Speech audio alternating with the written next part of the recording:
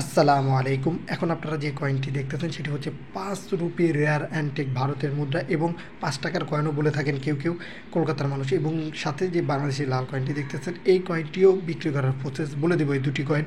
এছাড়াও যদি আপনাদের কাছে পুরনো আরও কোনো নোট কয়েন থাকে তো অবশ্যই ভিডিওটি দেখেন, কোথায় কীভাবে বিক্রি করবেন সেই জিনিসগুলো আপনাদের জানিয়ে দেবো।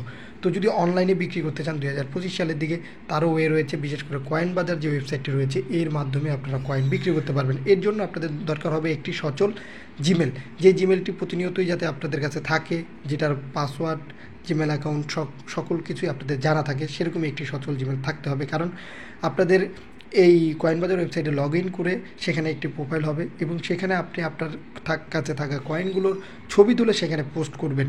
আর যারা কিনবে তারা কিন্তু আপনাদের সাথে জিমেলের মাধ্যমে কন্ট্যাক্ট করে নেবে যে আপনি বিক্রি করার ক্ষেত্রে উপরে এটা কোন দেশের, কত সালের এবং আপনি কত টাকা বিক্রি করতে চান, বা এটির মূল্য কত, কি অনেকে এরকম বিষয় জানতে চান।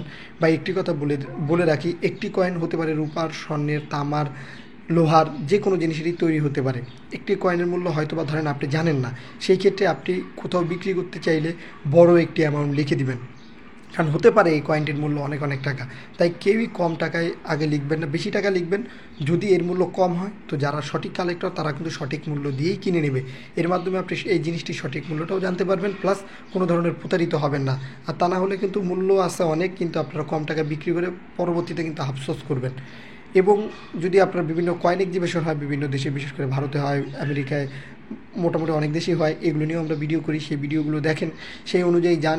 এই কয়েনগুলো নিয়ে গেলে অবশ্যই আপনারা বিক্রি করতে পারবেন কোনো ধরনের ঝামেলা ছাড়া। এবং এগুলো বিক্রি করার ক্ষেত্রে সরাসরি বিক্রি করার চেষ্টা করবেন, অন্য কোনো মাধ্যমে বিক্রি করার চেষ্টা করবেন না, এতে করে প্রতারিত হওয়ার সম্ভাবনা থাকবে।